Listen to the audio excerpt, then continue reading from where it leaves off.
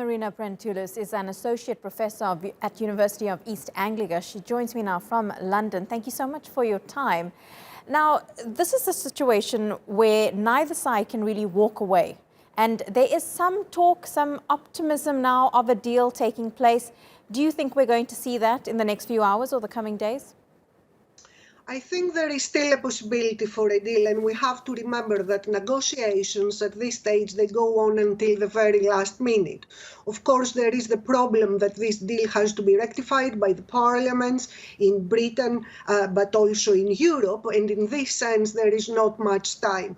But until the very last moment, and possibly after the withdrawal, there will be discussions about what type of deal we are going to have. So I still believe that there is time, although there will be disruptions. Now we know that no matter if there is a deal or not, in a few weeks, 2.5 weeks, we expect to have quite a lot of disruptions.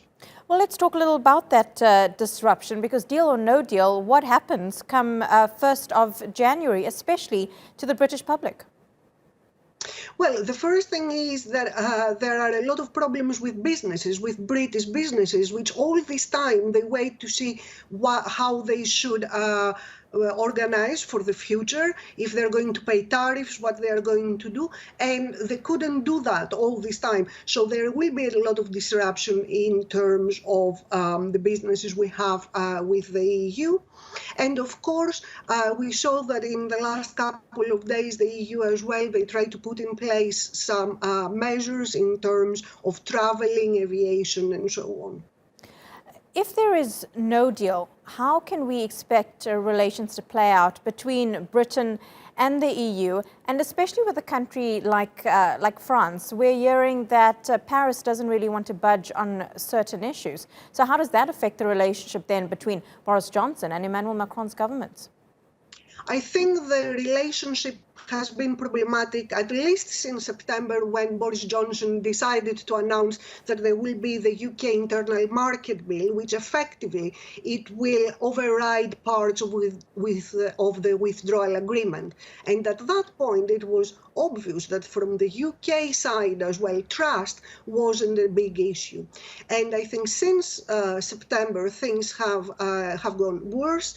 The big problem still is the competition policy.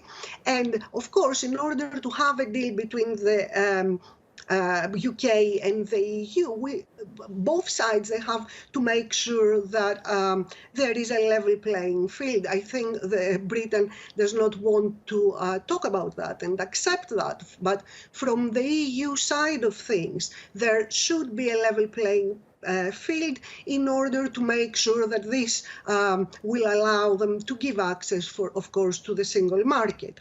So there is a problem of trust. There is a big problem of trust now between EU and UK. And I think where we are at this moment is trying to find how, if one of the two sides changes their mind in the future and they want to change certain clauses, how this will play out, if they could retaliate, if that will be across the board, how they will change things, and so on. But already the relationship is not a good one.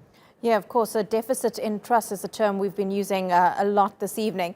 But how does this also affect Boris Johnson's standing, not only in his own party, but among the British public, especially if they come out of this with no deal? Well, I think there is a part of the British public which is very, very worried, and there is another part of the British public that progressively is starting to wake up to what Brexit could mean. I mean, Boris Johnson continues to play the bravado that he had before, that Britain is very big and it can deal on its own in this world and do quite well. But of course, we say that the position of the EU hasn't changed at all from the beginning of the story. They're still saying that as long there is an even playing field, they could potentially have a deal. I think in the next couple of weeks, and especially after January 1st, irrespectively if there will be a deal or not, the rest of the British public will start realizing what that means. And of course, this is coming in the middle of a pandemic, and the economy already suffers quite a lot. And we know definitely that with Brexit, this is going to get worse. Yeah, very interesting a few weeks we have ahead of us. Marina, I'm sure we'll be speaking to you again. Live to us there from London.